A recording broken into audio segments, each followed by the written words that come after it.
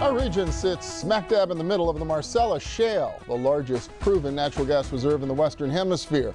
Even better, the shale is full of natural gas liquids, which can be used as a feedstock to make plastics and other materials. One of the keys to unlocking the full economic potential for our region is something called a storage hub for natural gas liquids.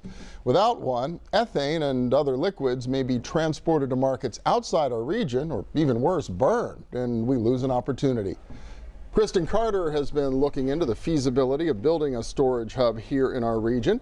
The assistant state geologist with the Pennsylvania Geological Survey has been working with Brian Anderson, director of the WVU Energy Institute at West Virginia University. And welcome. Good to have you both here. Thank you. Good to be here. Yeah, for folks who don't know the Pennsylvania Geological Survey, what is it you all do? Yes, we are a small bureau within the Department of Conservation and Natural Resources, and our mission is to disseminate geologic information regarding the Commonwealth's resources. So whether that's surficial geology or subsurface geology, which is what we'll be talking about today, energy and mineral resources, we do mapping and interpretive work to support the Commonwealth. And there's really 3 states working together on this project or this opportunity, is there not, Brian? That's right. And this, just about 2 years ago, the 3 governors of West Virginia, Pennsylvania, and Ohio joined together and created the Tri-State Shale Coalition.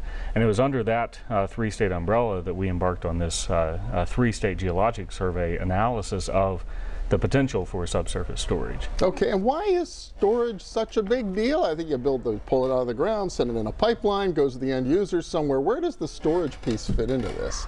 Well, it's really less about the storage, but the ability to create the infrastructure to distribute the natural gas liquids, the raw materials necessary to support crackers and propylene units across the region. To create that baseline infrastructure for a major petrochemical industry boom that could happen in the region. And so storage plays a key role in that infrastructure, really as the warehouse in a supply chain for all these raw materials. And you know, been a lot of talk obviously about Shell Chemicals and the plants that's getting underway in Potter Township in Beaver County. Potential for more than one of those, you think, with the right infrastructure here in the region?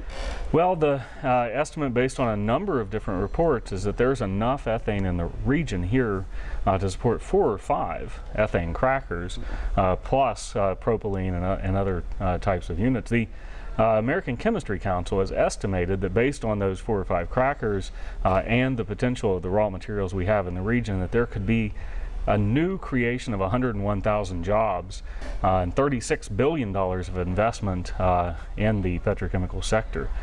So pretty substantial opportunity based on the raw materials we have in the region. Okay, so I'm trying to get in my head what a natural gas or liquid storage hub looks like. I mean, I envision, having grown up near the oil refineries on the Delaware River, what that looks like, big tanks above ground. Is that the way this works, or you have to find a different place to put it? Well, in terms of storage underground, we're talking about 3 different types of containers, if you will.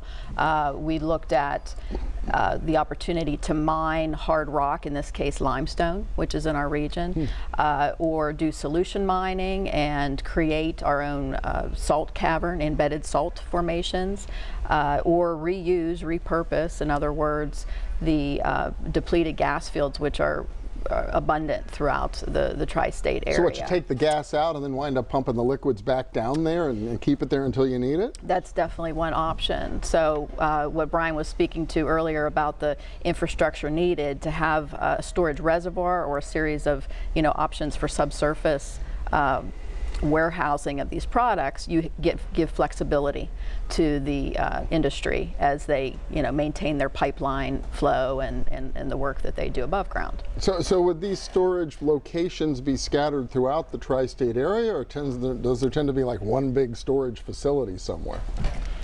It could potentially be a mixture of both. We luckily in the region we're blessed with geology that really is scattered throughout all 3 states and over a wide range, and so we have the ability across the 3 states to tailor the storage options to the build out of the industry.